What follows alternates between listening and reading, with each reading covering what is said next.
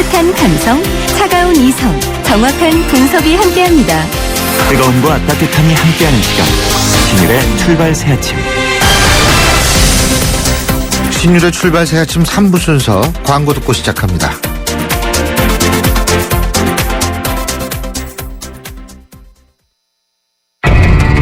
통크한 카타르시스, 덴젤 워싱턴의 화끈한 액션, 무질서한 세상의 균형을 맞춘다. 정통 하드보일드 액션 더 이퀄라이저, 1월 28일 대개봉. 청소년 관람 불가.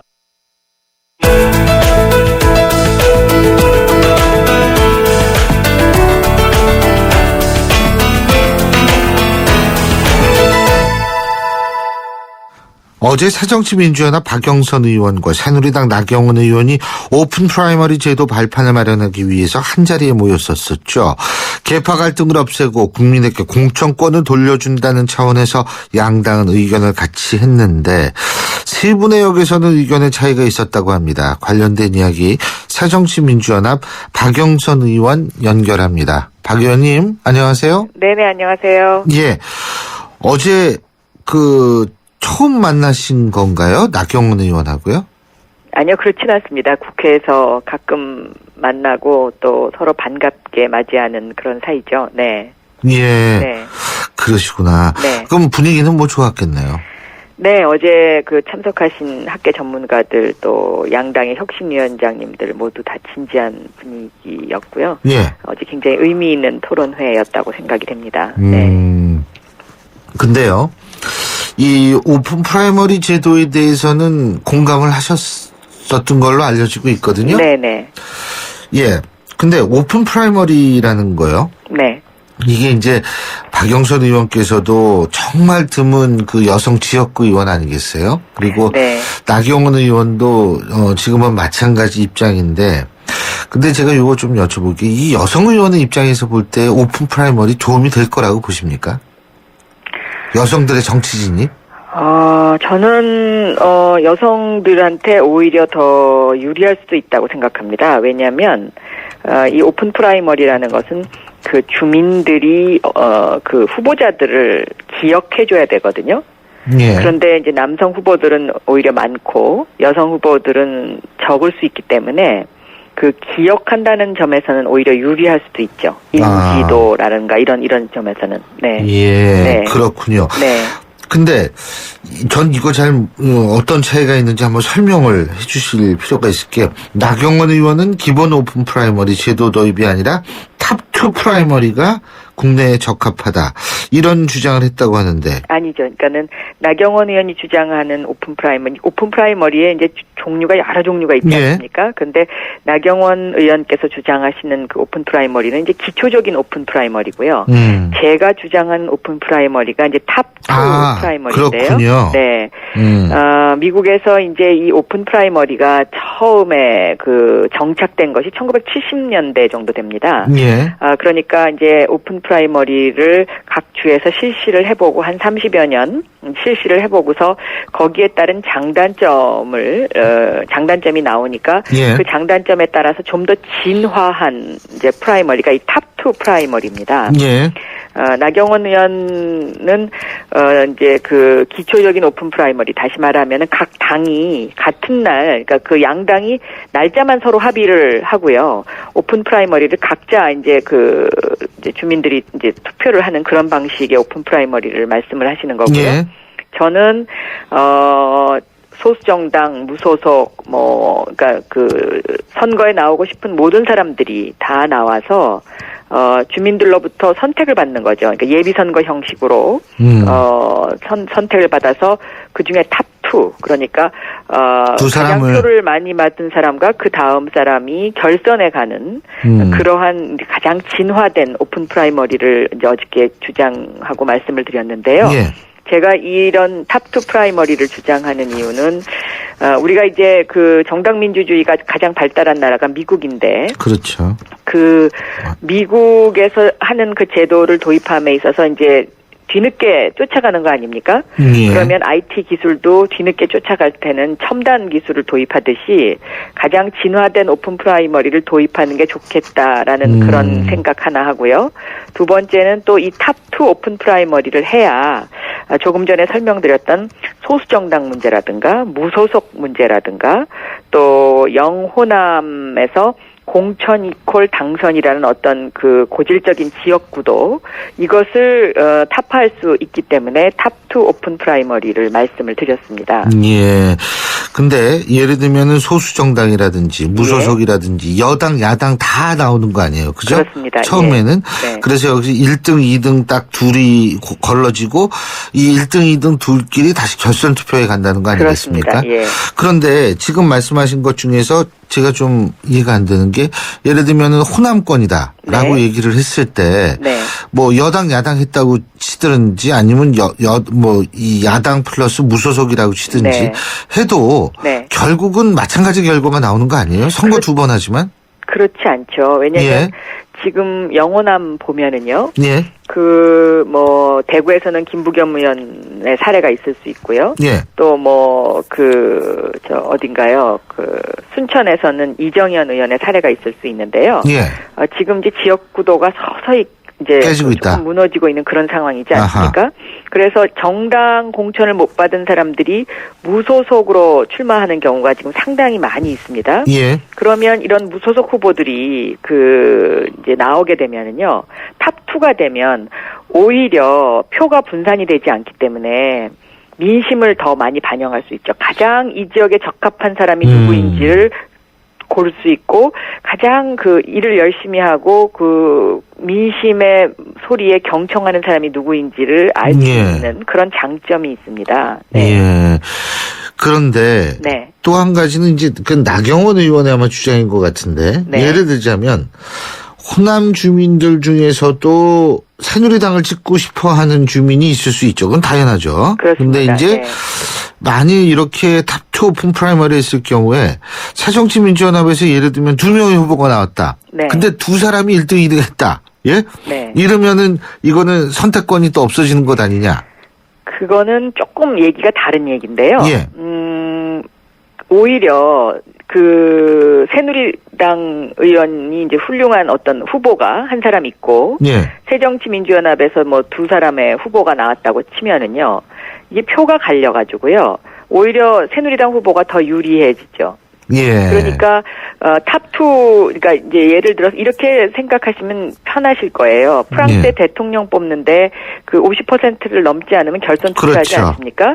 그거하고 거의 같은 논리입니다. 그러니까 미국에서 이 탑2 오픈 프라이머리를 하는 주 가운데 루이지애나주 같은 경우에는 예비 선거에서 50%를 넘는 후보가 나오면은요 결선을 하지 않습니다. 예. 그러니까 그런 것처럼 오히려 가장 표를 많이 받은 두 사람을 딱 골라내면 그 두 사람이 결선 투표를 가게 되면 새누리당이나 새정치민주연합이나 무소속 후보라든가 아니면 소수정당 후보라든가 그 인물에서 가장 경쟁력 있는 사람이 당선되는 사례가 이미 미국에서 여러 차례 있었습니다. 그러니까 예를 들면 어제 제가 토론회에서도 말씀드렸었는데요. 미국 캘리포니아주에서 이 제도를 실시하고 있거든요.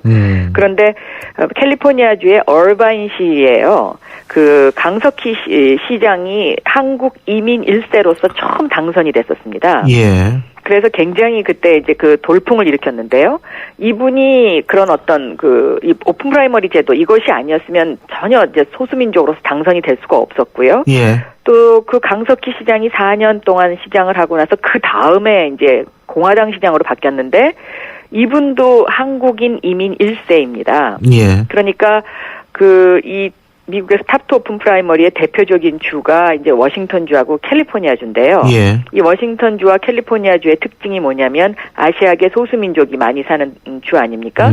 그런데 이러한 주에서 아시아계의 소수민족이 직접 선거를 통해서 당선되는 비결이 바로 이 탑2 오픈 프라이머리에 있는 것이죠. 그렇기 때문에 그래서 네, 발품을 얼마나 팔고 그다음에 얼만큼 지역 주민하고 많이 대화를 하느냐 이것이 판단 기준이 될 수 있습니다. 알겠습니다. 조금 이건 주제를 바꿔보죠. 네. 우리나라 정치 역사상 이 사람 이름 붙여서 법 만드는 게 한 몇 개가 안 되거든요. 물론 전두환법 이렇게 좀 안 좋은 것도 있습니다만 네. 긍정적인 측면에서 이제 붙은 게 지금 이제 얘기하고 있는 김영란법, 그죠? 네. 그리고 사실 예전엔 박영선법이 있었어요. 네, 네. 금산분리에 네. 관한 그런 거죠. 그래서 사실 박영선법이라고 얘기를 불리는 이유가 또 우리 박영선 의원은 새정치민주연합의 대표적인 경제통이죠. 그런 의미에서 제가 여쭤보는 건데 네. 연말정산 이거 어떻게 보세요? 연말정산 이것은 크게 두 가지로 볼 수가 있는데요. 하나는 누적된 불평등에 대한, 그러니까 세금 불평등이죠. 중산층이 느끼는 그 세금 불평등에 대한 불만이 폭발한 것이고요. 예. 두 번째는 박근혜 정권이 증세를 안 하겠다고 표면적으로는 말을 해놓고 사실상 증세를 하는 꼼수를 피다가 국민들한테 들킨 거죠. 예. 그래서 계산을 잘못한 게 아니다. 그렇습니다. 예. 네, 알면서 일부러 그렇게 한 것이라고 저는 생각합니다. 왜냐하면 이 법의 통과 과정을 보면은요. 기재위에서 이미 이제 새정치의 홍종학 의원 등이 2013년 12월 달에 예. 이 문제점을 막 굉장히 격렬하게 지적을 합니다. 예. 그래서 그것을 보고 이제 이 법이 법사위로 넘어왔는데요. 제가 그 당시 법사위원장이었는데 이 법은 좀 더 검토가 필요하다고 해서 제가 이것을 상정하지 않고 있었습니다. 예. 그랬더니 그 당시 최경환 원내대표께서 너무 몰아쳐가지고요. 이 법이 2014년 1월 1일 새벽에 상정이 됩니다. 예. 그래서 새벽에 상정이 돼서 사실상 새정치민주연합의 의원들은 이 법이 어떤 내용을 담고 있는지를 제대로 알지 못하는 상태에서 이 법사위 통과해서 바로 본회의로 직행을 했거든요. 예. 그러니까 거의 날치기와 비슷한 수준으로 이 법이 통과가 됐습니다. 예. 그랬기 때문에 기재부의 세제를 담당하는 세제 쪽의 분들, 전문가들, 그리고 최경환 원내대표는 이 내용을 분명히 알고 있었습니다. 알고 있었는데, 그 당시에 이제 야당이 왜 이런 것까지 발목 잡기를 하느냐, 이런 식으로 계속 이제 보수 언론을 이용해가지고 굉장히 몰아쳤죠. 예. 그래서 정말 울며 겨자 먹기로, 이것을 상정을 시킨 것입니다. 저희가 이제 야당이고, 수가 모자라기 때문에, 그래서 속기록에 보면 이제 그게 다 나와 있거든요. 예. 그렇기 때문에 이 부분은 어제도 제가 말씀드렸지만 박근혜 대통령과 최경환 경제부총리가 정식으로 국민들에게 사과를 해야 된다고 저는 생각하고 있습니다. 네. 그렇군요. 네. 근데 어쨌든 지금 이 연말정산 문제도 있고 사실 정치권이 지금 해야 될 일이 굉장히 많거든요. 그렇습니다. 예. 자원외교 특위 같은 경우도 사실 전 마찬가지라고 보는데 이게 요새 잘 안 돌아가고 있는 모양이에요. 그것이 이제 새누리당의 이제 작전인데요. 예. 이명박 정부 시절부터 민간인 사찰 문제, 그것도 이제 국조를 했는데 저런 식으로 해서 이제 거의 국조가 돌아가지 않았고요. 예. 또 세월호 특위 국조 때도 김기춘 비서실장의 출석 문제를 놓고 새누리당이 계속 딴전을 피워가지고, 예. 결국 김기춘 비서실장 청문회를 못했습니다. 예. 그리고 이번에 이제 자원 외교도 보면, 성의가 없는 것이죠. 그리고 예. 새누리당의 자원 국조에 들어오신 의원님들을 보면 대부분 다 친이계 성향의 의원님들이 상당수 차지하고 있습니다. 그것은 무엇을 의미하냐면 이명박 대통령을 방어하기 위해서 들어온 사람들이거든요. 예. 그래서 이 자원외교 문제는 사실 지금 아직 빙산의 일각이고 예. 굉장히 골마 터져 있고 사회 전반적으로 그리고 해외에도 아직도 알려지지 않은 것들이 굉장히 많이 있는데 이렇게 국가가 부패하고 있는데 이것을 집권 여당이 거의 강권으로 이렇게 이제 국민의 요구를 묵살하는 것 이것은 저는 굉장히 잘못된 것이다라고 생각하고 있습니다. 예. 그리고 제가 한 가지만 더 여쭤보는 게 좀 인간적으로 어려운 질문일 수도 있어서 제가 좀 조심스럽습니다만 네. 정동영 전 장관 MBC 또 선후배 관계시고 여러 가지 이 정계 입문 과정에서도 또 상당히 돈독한 과정이 있는 걸로 알고 있는데 탈당을 하셨어요. 네. 그죠? 개인적으로 어떻게 생각하십니까? 글쎄요, 최근에는 예. 뭐 저하고 전혀 연락이 없기 때문에 제가 왜 그렇게 하셨는지에 대해서 예. 잘 알고 있지 못합니다. 예. 그런데 어떻게 이 새정치민주연합 지금 전당대회 하고 있지 않습니까? 네. 이제 준비하고 있지 않습니까? 네. 근데 이 결과에 따라서 새정치민주연합이라는 정당 이게 조금 분열 양상이 더 가속화될 가능성은 어떻게 보십니까? 그거는 지금 이제 이 28 전당대회에서 당대표가 되시는 분이 어떻게 새정치민주연합의 미래를 가져가느냐에 달려 있다고 저는 생각하고 있습니다. 예. 근데 뭐 다 좋은 소리만 하잖아요, 지금은. 그 미래가요. 네. 근데 중요한 거는 이제 개파라는 것이 사실 존재할 수밖에 없는 것이 현실이고. 네. 그래서 예를 들면 당내 다수개파가 이 권력을 잡게 됐을 경우에는 당내에 있어서의 상대적인 비노, 이른바 비노라 그러죠, 뭐. 네. 비노들 같은 경우에는 19대 총선 공천 과정을 떠올릴 가능성이 있지 않겠습니까? 그렇게 네. 된다고 자신의 정치 생명, 야, 이게 위태롭다라고 생각할 가능성이 있는 거 아니겠어요? 제가 19대 공천 과정에서 그 당시 최고위원이었고요. 예. 그 공천 과정이 잘못됐고 이렇게 되면은 저희 민주당이 패배할 수밖에 없다. 그래서 그때 최고위원을 사퇴를 했었습니다. 예, 예, 예. 그런데 그때의 그러한 그 잘못된 공천을 되풀이하지 않기 위해서 제가 이 오픈 프라이머리를 아하. 반드시 도입해야 된다라고 주장을 하고 있는 것입니다. 예. 왜냐하면 오픈 프라이머리를 정말 정식으로 도입하게 되면요. 예. 당대표가 필요 없어집니다. 아하. 그러니까 당대표가 필요 없는 당이 되는 것이 저는 그것이 가장 바람직한 그렇죠. 그런 어떤 맞습니다. 형태가 아닐까. 네. 그런데 당대표 입장에서 볼 때 되게 싫겠죠. 예? 네. 그거. 그러나 자기의 기득권을 내려놓으며 그릇도 비워야 담을 수 있지 않습니까? 예. 그러나 이제 자기의 기득권을 내려놓게 되면 그만큼 또 새로운 어떤 것을 담을 수 있기 때문에 저는 이번에 당대표가 되시는 분들은 정말 마음을 비우시고 그 대한민국의 미래를 위해서 그리고 새정치민주연합의 미래를 위해서 매진하셔야 될 것이다라고 생각하고 있습니다. 그러니까 이 오픈 프라이머리 요것만 어떻게 잘 되면 네. 그죠? 네. 분열 양상도 상당히 잦아들어갈 가능성이 있다 이렇게 보시는 거죠, 그죠? 그렇습니다. 그리고 이것은 대한민국 정치사에 그 대한민국 정치가 선진 정치로 가는 굉장히 획기적인 그런 개혁이라고 저는 생각합니다. 예, 잘 알겠습니다. 네. 아유, 오늘 말씀 잘 들었습니다. 고맙습니다. 네, 감사합니다. 예. 지금까지 어제 오픈 프라이머리에 관련한 토론회에서 발제를 하셨죠. 새정치민주연합의 박영선 전 원내대표였습니다.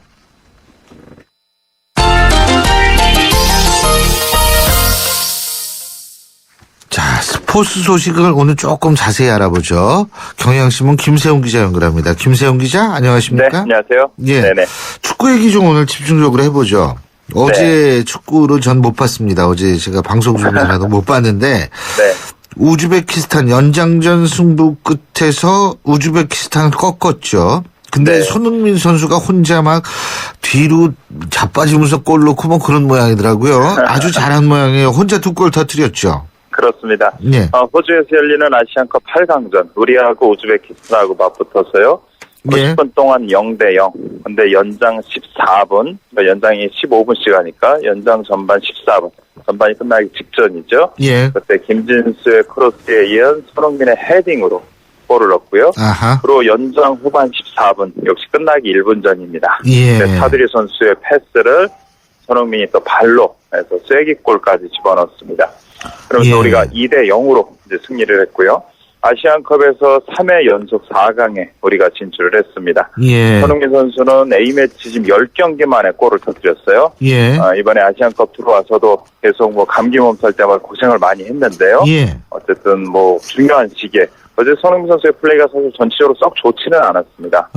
그랬는데 어쨌든 찬스에서 막판에 골을 넣으면서 우리가 이제 승리를 했고요. 그러면서 우리가 이제 4강에 진출했고 4강전 상대는 오늘 이란하고 이라크가 싸우게 됩니다. 거기서 이기는 팀하고 우리나라하고 다음 주 월요일 오후 6시에 준결승전을 치르게 됩니다. 그렇군요. 우리나라가 3회 연속 4강이었군요. 네네. 그 차두리 선수도 아까 잠깐 말씀하셨지만 굉장히 잘했다 그러더라고요. 네, 그렇습니다. 차두리 선수가 이제 교체 투입이 됐어요. 그랬는데 수비도 일단 상당히 열심히 했고 특히 마지막에 손흥민 선수의 추가골 어시스트라는데 한 70여 미터 가까이를 드리블로 측면을 돌파했습니다. 예. 그러면 선수 2명을 제치고 아주 땅볼 크로스를 정확하게 손흥민 선수한테 줬고요. 또 손흥민 선수가 그거를 역시 송거 슈팅으로 해서 골을 넣었는데요. 손흥민은 차두리를 삼촌이라고 부릅니다. 네, 손흥민이 23살이고 차두리가 35살입니다. 무슨 삼촌, 그러니까 형이라고 불러요. 띠동갑이죠. 네, 띠동갑인데 예, 뭐 삼촌이라고 부르는데 예. 삼촌의 어시스트를 받아서 골을 넣고요. 손흥민은 또 차두리는 이번 아시안컵을 끝으로 국가대표팀을 끝내겠다라고 선언을 했거든요. 예. 끝까지 좋은 플레이 계속 보여주고 뭐 개인적으로나 팀으로나 유종의 미를 거두면 좋겠죠. 손흥민 선수가 만일 저를 보면 아빠라고 부르겠네. 예. 그렇군요. 어쨌든 뭐 차두리 선수 잘했네요. 간 때문에 잘했는지 모르겠습니다만. 근데요, 이 플레이가 어쨌든 이전 경기에 비해서 조금씩 좋아지고 있다. 이거 확실한 겁니까? 네. 근데 불안한 장면도 있다고 그러죠? 네, 전반 그 90분 경기에서는 우리나라 플레이가 사실 좋지 않았습니다. 예. 하는 사실인데 연장전 들어가면서 선수들의 플레이가 상당히 공격적으로 변했고요. 예. 그럼 연장 전반에 한 골, 후반에 한 골 이렇게 스코어 우위가 넣었는데요. 뭐 이걸 90분 경기만 딱 보자고 하면 제가 보기에 우리가 한 2대1 정도로 패한 경기입니다. 경기는. 네, 후반에 들어서 우리 선수들이 열심히 뛰고 공격적으로 했는데 우리 팬들 축구를 볼 때마다 아니 왜 우리나라 축구 이렇게 답답하냐, 왜 이렇게 재미가 없냐 이런 얘기를 하실 텐데요. 예. 축구 대표팀 경기를 할 때 그 한 나라하고 한 나라 A매치 치를 때는 그 나라 대표팀의 경기보다는 그 나라 육성 시스템 간의 경기입니다. 이 선수들이 어릴 때 어떻게 외웠냐가 나오는데 우리 선수들이 어릴 때 좀 수비적으로 경기를 했고 또 안정적으로 하니까 백패스나 횡패스를 계속 하게 되고 그래서 예. 빈 공간을 좀 미리 공을 안 가진 선수들이 빈 공간을 침투하는 게 좀 계속 좀 부족하거든요. 그런 경기가 좀 기름 모습들이 계속 나오고 있는 거고 또 공격에서 우리가 또 수비에서도 우리 선수들이 갖고 있는 가장 고질적인 문제가 수비에서 공만 따라다닌다는 거예요. 예. 그럼 사람을 놓치면서 어제도 전반에 한 번 후반에 한 번 거의 골이나 다름없는 위기를 맞았었죠. 근데 어쨌든 연장전 들어서 우리 선수들이 상당히 공격적으로 플레이를 했고 또 선수들이 이렇게 하나로 뭉쳐서 상당히 열심히 뛰는 장면들을 많이 연출하고 경기가 좋아졌고요. 예. 이렇게 어려운 가운데 경기를 해가면서 자꾸 이기게 되면 선수들의 응집력도 강해지고 약간 또 긴장도 하게 됩니다. 예. 그러니까 이번에는 우리가 멤버가 좀 약하고 뭐 이청용 프로레슬이 빠졌다고 해도 그 어느 때보다 제가 보기에는 우승을 한번 노려볼 가능성이 있지 않나 그런 생각해 봅니다. 근데요, 자 이란하고 이라크 여기 승자하고 붙는다고 아까 말씀하셨는데 네. 어느 팀이 이겨야지 좋아요? 우리한테 누구를 응원해야죠? 이란 이라크전에서? 네. 오늘 일단 객관적인 전력에서는 이란이 앞서죠. 피파 랭킹 봐도 이란이 51위, 이라크가 114위입니다. 예. 그러니까 두 팀 간의 상대 분적을 봐도 이란이 12승 4무 4패. 아시안컵에서 5번 맞붙어서 역시 이란이 4승 1패로 앞서 있습니다. 그러니까 이 경기는 이란이 조금 더 우세하지 않나 그런 생각을 하고요. 예. 어제 슈틸케 감독한테 두 팀 중에 어느 팀이 올라오면 좋겠냐고 물었더니 슈틸케 감독은 아무 팀이나 올라와도 된다. 근데 연장전을 좀 치렀으면 좋겠다. 아하. 이런 얘기였어요. 그렇군요. 그러니까 우리가 어제도 제가 말씀드렸지만 우리가 A조, 대표하고 똑같은 호주하고 같은 A조에 속하면서 하루씩 경기를 빨리 하고 그럼 하루를 더 쉬게 되거든요. 예. 그러니까 이란 오늘 이라크는 경기를 좀 우리는 어제 했으니까 예. 슈틸케 감독은 뭐 그런 얘기를 했는데요.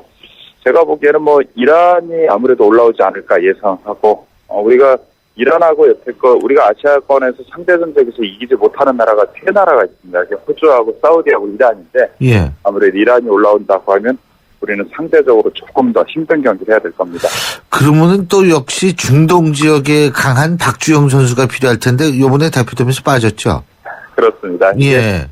뭐 중동의 어느 선수가 강하다 뭐 이런 거라기보다요. 우리가 중동하고 싸울 때 좀 어려웠던 거는 이런 겁니다. 그러니까 중동 전력이 물론 유럽에 가깝고 또 중동 선수들 월급을 많이 받으니까 좋은 선수들이 해외에 잘 안 나가고 하는 경향은 있는 건 사실인데요. 예. 일단은 뭐 이란이나 뭐 이런 나라인 경우는 그런데 그러니까 환경을 무시하지 못하는 게 우리가 중동을 가면은 중동 선수를 그 환경이 유리하지만 우리는 환경이 너무 불리해집니다.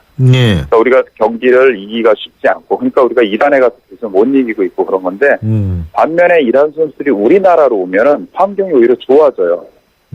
그러니까 우리는 중동 원정을 갈 때 환경에 불리함을 많이 겪는데 이란 선수들이나 뭐 사우디나 중동 선수들이 우리나라에 올 때는 오히려 환경이 더 좋아지는 겁니다. 그러니까 우리가 그만큼 환경에서 얻는 메리트가 없어지는 거죠. 예. 객관적인 전력도 뭐 중동이 물론 많이 커보고 있지만 환경 이 문제도 사실 우리가 중동으로 갔을 때 어려운 경기를 했고 그러면서 이게 상대전적인 상대를 압도하지 못하는 그런 것도 이유가 하나 되죠. 예. 잘 알겠습니다. 어쨌든 우리 선수 잘해야 될 텐데 또 월요일 날 잘 설명해 주십시오. 제가 보기에는 점점 더 잘해질 것 같습니다. 그렇죠. 아니 점점 좀 잘해서 월드컵까지 그냥 쭉쭉쭉쭉 나왔으면 좋겠네요. 그렇습니다. 오늘 말씀 잘 들었습니다. 고맙습니다. 네, 고맙습니다. 지금까지 경향신문 김세용 기자였습니다. 토마토가 그렇게 좋다길래 인터넷 검색을 해봤어요. 어머, 근데 토마토 진짜 좋아. 회식 많은 우리 대리운전 고객님, 특히 남자 고객님, 홍제동 김수미 강력 추천이 와요. 좌우로 정렬 2588 토마토 좋네 토마토 좋아 2588 밖에서는 날씨 때문에 집에서는 아래층 때문에 마음껏 뛰놀지 못하는 아이들. 미안한 만큼 더 좋은 것만 주고 싶다면 서울우유 한 잔을 건네보세요. 우유는 몸에 힘을 주고 행복은 마음에 힘을 줍니다. 서울우유. 신율의 출발 새 아침 3부 순서는 여기서 줄이고요. 잠시 뒤 4부에서 뵙겠습니다. 요즘 유행하는 유태인 학습법에 하브루타라는 말이 있습니다. 두 사람이 짝을 이뤄 학습하는 옛 유태인 학습 방식인데요. 서로 짝을 지어 대화하고 토론하는 방식으로 어려운 것들을 하나하나 해결해 나가는 거죠. 그렇습니다. 어떠한 어려움도 함께하면 충분히 극복해 나갈 수 있다는 믿음이죠. 올해는 우리 이웃들의 무거운 짐들 우리가 조금씩 함께 나눠들면 어떨까요?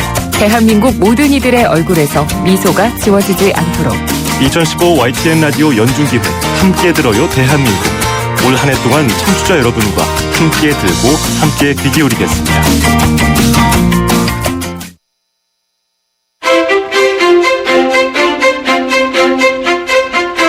여러분은 지금 신율 교수가 진행하는 출발 새 아침을 듣고 계십니다.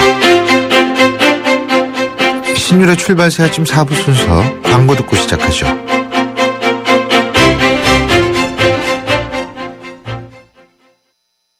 얇아지고 빠지고 가르마가 넓어지는 여성 탈모. 여성 전용 탈모 치료제 엘크라넬로 해결하세요. 엘크라넬의 알파트라디올 성분이 여성 탈모의 주 원인의 생성을 억제해 풍성하고 건강하게 끈적임 없이 하루 한 번. 여성 탈모 치료엔 엘크라넬 약국에 있습니다. 쉐보레 고객님, 2015년 새해 복 많이 받으시고 2015년 한 해 자동차 보험료도 꼭 받아가세요. 지금 쉐보레를 구입하시면 최대 200만 원까지 1년치 보험료를 지원해드립니다. 일부 차종 제외, 전시장 및 홈페이지 참조 1월 31일까지. Chevrolet, find new roads. 당신의 내일을 위해 앞서 봄. 밴드, 연기, 다음은 또 뭘까? 어떻게 하면 힘이 될 수 있을까? 한 발 앞서 준비해 봄. 그랬더니 봄봄봄봄 봄이 왔어요. 당신의 봄 삼성화재. 통크한 카타르시스. 덴젤 워싱턴의 화끈한 액션. 무질서한 세상의 균형을 맞춘다. 정통 하드보일드 액션. 더 이퀄라이저 1월 28일 대개봉. 청소년 관람 불가.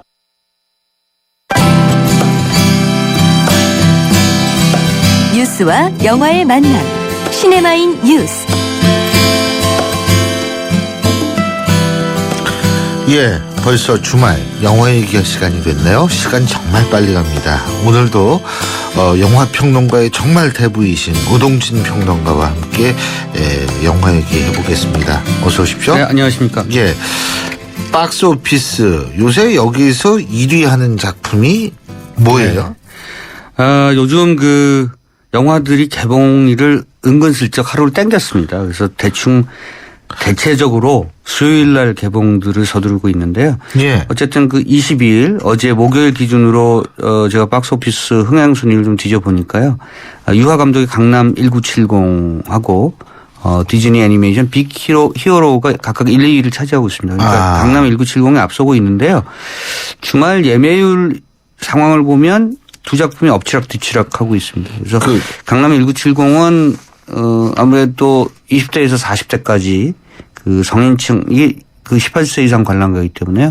성인층 관객들이 집중되는 것 같고 빅히어로는 아무래도 이제 아이들 가족 가족들이 또 지난해에 그 겨울왕국을 생각하면서 가족 관람층이 아마 빅히어로에 집중되고 있는 것 같습니다. 네.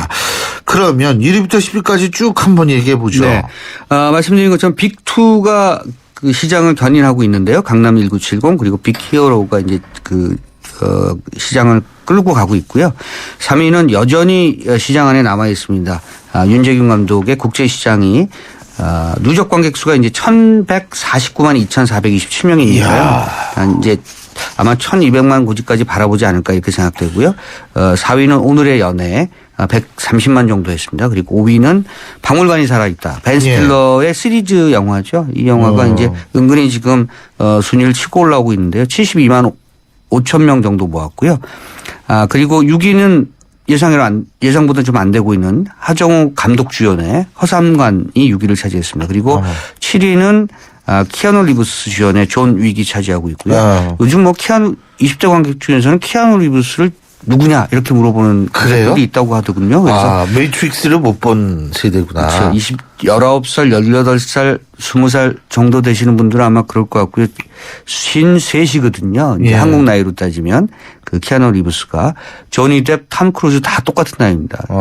조지 클루니는 이제 55, 56이 됐고요. 그러니까 아무래도 장년층으로 가다 보니까 그 젊은 관객들에게 조금 인지도가 떨어지는 것 같습니다. 8위는 엑스 마키나라는 영화, SF 영화고요. 9위는 클린트 이스트우드 감독의 아메리칸 스나이퍼 그리고 10위는 이 영화의 그 흥행 성적을 보고 제가 깜짝 놀랐는데요. 애니메이션 마다가스카르의 펭귄이 지금 162만 4,755명을 기록하고 있습니다. 그렇군요. 자, 1위가 강남 1970이라고 말씀하셨는데 이게 결국은 이 강남을 주제로 한 영화 시리즈의 마지막이라고 그러죠? 네. 강남 3부작의 완결판이다. 그래서 유아 감독이 만든 작품 중에서 권상우 주연의 2004년도 작품 말죽거리 잔혹사는 너무나 잘 알고 있을 거고요. 2006년에 이제 조인성 주연의 비열한 거리를 만들었습니다. 잘 보시면 이번에 강남 1970에는 이민호 김래원 이렇게 나오거든요. 그래서 유아 감독이 탑스타를 늘 그 주연으로 씁니다. 그래서 영화계에서는 유아의 남자 뭐 이런 표현을 쓰는데요. 이번에 유아의 남자는 이민호였다 뭐 이런 얘기죠. 어쨌든 2004년과 2006년에 그 두 작품을 만들고 나서 조금 그 뭐랄까 간격이 벌어졌었죠. 그 사이에 쌍화점이라는 작품 그리고 또 하울링 이렇게 만들었었고요. 역시 그 유아 감독에게는 강남이라는 공간 이거 사회적 공간 또 지리적 공간이든 사회적 공간이든 또는 정치적 공간이든 강남을 그 공간을 무대로 한 영화의 완결편이 늘 마음속에 있었던 것 같고요. 이번에 강남 1970을 통해서 3부작 완결편을 만들어냈습니다. 유아 감독은 뭐 잘 아시다시피 원래는 시인 출신이시죠. 그래서 그때 당시 80년대 아주 파란을 일으켰었는데요. 바람 부는 날에는 압구정동에 가야 한다. 뭐 세운상가 키드, 무리밀기 뭐 등등. 그 당시 그 문단에서는 아주 파격적인 그 시어로 또 시구로 굉장히 그 주목을 받았던 인물입니다. 이 강남을 주제로 영화를 만드는 데 있어서 유아 감독이 사실은 좀 뭐랄까요 개인적인 개인사도 있는 거죠. 상문고등학교 출신입니다. 네. 상문하면 뭐 교장 구속되고 뭐 이사장 구속되고 뭐 상문이란 고등학교 이름이 그런 학교들 좀 있죠. 네. 교장의 성씨가 상씨고 그리고 부인의 성씨가 문씨여서 상문이라고 지었다고. 상문은 사실은 제가 이렇게 좀 약간 비하해서 얘기해도 그런 그 대접을 받을 만한 그런 학교였었죠. 당시 1980년대. 그래서 이제 말죽거리 잔혹사 이렇게 되는 건데 아니 근데요. 그 사실 이렇게 문제의식을 쭉 갖고 있는 것은 저는 괜찮은 것 같아요. 왜 그러냐면 우리나라에서 예를 들면 박찬욱 감독은 복수 시리즈를 많이 하지 않았습니까? 그런데 외국은 마틴 스콜시스 같은 경우에도 이렇게 보더라도 이게 좀 영화가 이렇게 보면 이 사람이 이런 문제의식에 의해서 여기서 이렇게 변했구나. 예를 들면 70년대 택시 드라이버에서 90년대 비상근무에 이르기까지. 이거 근데 우리나라 참 드문데 그래도 이렇게 강남 시리즈는 괜찮네요. 굉장히 아주 적절한 말씀하셨는데요. 사실 유아 감독이 가장 그 좋아하는 감독이고 따라가려고 하는 감독이 마틴 스코세지입니다. 그러니까 그래요? 그 2006년에 만든 비열한 거리가 원래 마틴 스코세지 영화의 민 스트리트하고 제목이 똑같죠. 사실은 박찬욱 감독이 일본의 이마무라 쇼헤이 감독에게 그 오마주를 바치는 의미에서 복순 나이 거 그대로 그 제목을 차용해 왔었죠. 감독은 그런 겁니다. 이제 그런 측면이 있고 이번 영화 강남 1970을 잘 보시면요. 마틴 스코세지 감독을 좋아하시는 분들이라면 마틴 스코세지가 만들었던 굿펠러스나 카지노 같은 영화가 연상되실 겁니다. 이번에 아마 완결판이어서 그런지 굉장히 그 방송용으로 적합할지 모르겠습니다만 유아 감독이 각을 잡고 영화를 만들었고 제가 깜짝 놀랐던 것은 이민호의 변신입니다. 이민호가 더 이상 이제 그 아이돌 스타급이 아니다. 이 성인 연기로서도 충분한 자질 갖춘 배우라는 것을 다시 한번 입증했고요.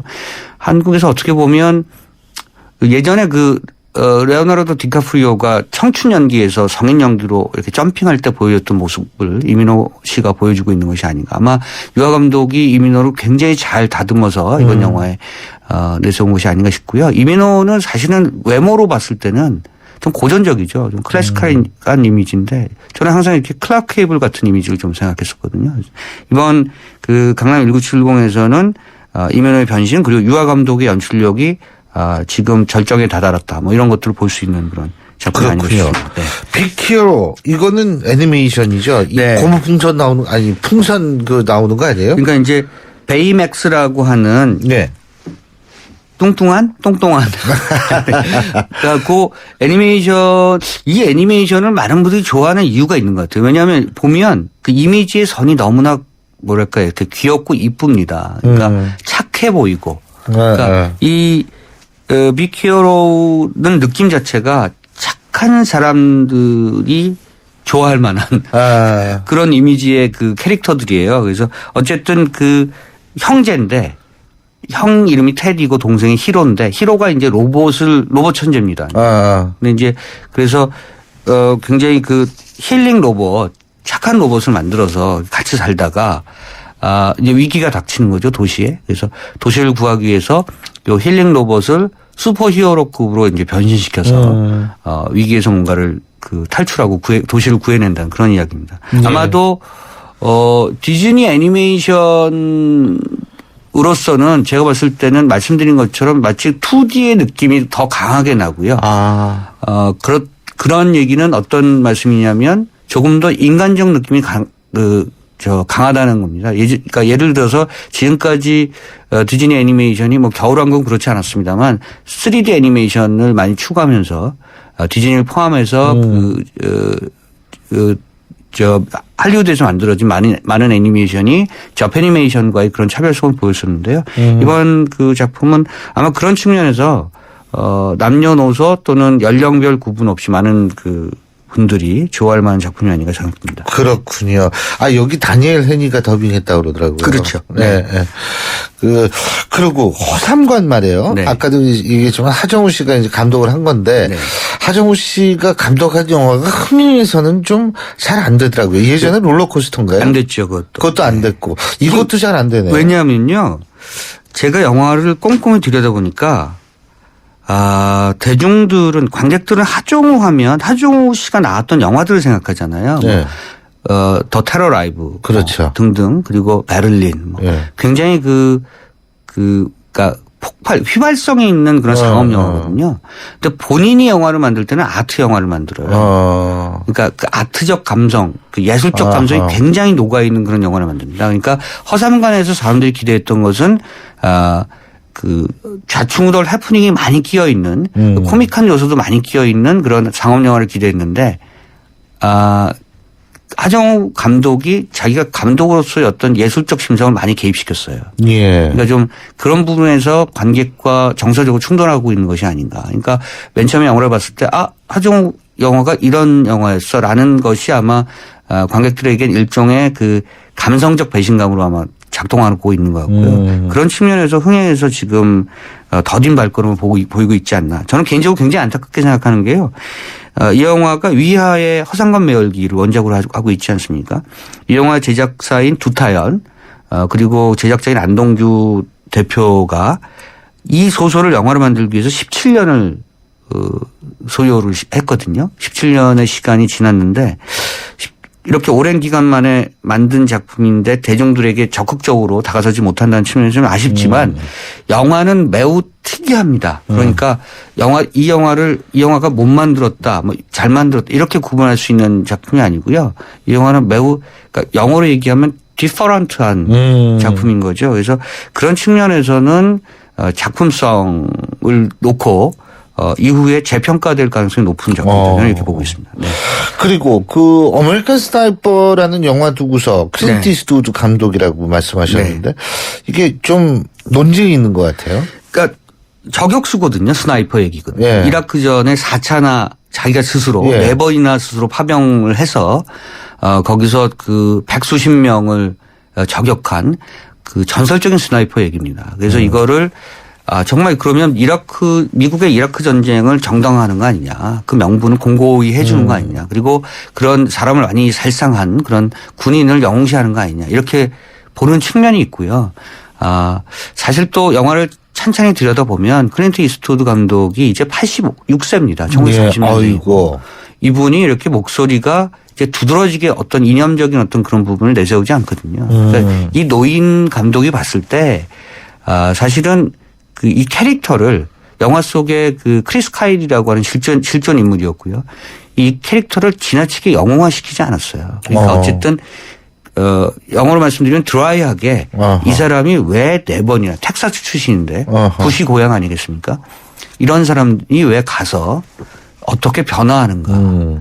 결국 가장 그 보수적인 동네 출신이고 우파라고 하는 사람이 전쟁에 나가서 스스로 변화하는 과정 자체가 그 전쟁이 이런 사람들조차 변화시킨다라는 것을 아마 클린트 이스트우드는 보여주고 싶었던 모양인데 영화를 두고는 해석에 이렇게 논쟁이 있는 거죠. 클린트 이스트우드가 35번째 그 감독 연출작입니다. 영화 출연은 50편 정도 했고요. 어둠 속에 벨이 울릴 때가 1971년에 나왔으니까 지금 계속해서 영화를 만들고 있다고 생각하시면 됩니다. 훌륭해요. 네. 예. 마지막으로 극장가에 개훈방 그런데 개훈방 지키기 운동 이런 게 일어난다 그러는데 이게 뭐예요? 개를 훔치는 완벽한 방법이라는 그거. 저도 참 개훈방이라는 말 하기 싫은데 제목이 길다 보니까 이 영화가 스크린을 많이 못 잡았어요. 그러니까 많이 잡고 싶은데 안 내준 거죠. 이게 아주 지긋지긋한 얘기입니다. 제가 뭐 한 10년간 얘기했던 것 같은 그러니까 스크린 독과점 문제. 그래서 이 문제를 대기업 그 메이저 스튜디오가 좀 적절하게 이제 자기 조절 능력을 좀 가져야 되는데 시장에서 그러지 못하는 것 같아요. 그래서 지금 좀 규제 측면도 좀 작동시켜야 되지 않는가 그런 생각이 들고요. 개를 훔치는 완벽한 방법은 스크린 수가 적정했다면 관객들에게 좀 더 넓고 깊은 그런 올바른 평가를 받았을 작품이라고 생각합니다. 알겠습니다. 자, 오늘 헤어질 때 노래 한 곡도 오늘 추천해 주시고 가시죠. 클린트 이스트우드 영화 생각하면서 어둠 속에 벨이 울릴 때 주제곡이죠. 로버타 플렉이 불렀던 The First Time Ever I Saw Your Face. 알겠습니다. 자, 이 노래는 저희가 오늘 마지막에 들려드리고요. 오늘 오동진 선생님과는 여기서 작별하겠습니다. 오늘 말씀 잘 들었습니다. 고맙습니다. 감사합니다. 지금까지 오동진 영화평론가였습니다. 당신이 현대자동차를 구입했거나 렌트, 리스를 했다면 당신은 지금 현대자동차 블루멤버스 회원입니다. 주유, 쇼핑, 보험, 차량 관리까지 최대 200만 포인트로 즐기는 카라이프의 모든 것. 현대자동차 블루멤버스. 자세한 내용은 홈페이지 참조. 그림 찾아가는 영화세 시봉 그때 그 거리 그 사람 영화세 시봉 정우 김윤석 한효주 김희애 김민권 친구 강하늘 장현성 조폭래 따뜻한 영화세 시봉 세시봉 영화세 시봉 2월 5일 대개봉 15세 이상 관람가. 여러분, 새해 복 많이 받는 방법 아세요? 바로 온가족 무료! 가족끼리 포인트를 공유하면 최신 폰 최대 60만 포인트 할인!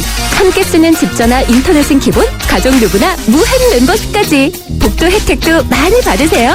가족이 힘이다! 그러니까 MK텔레콤. 자세한 내용 홈페이지 참조.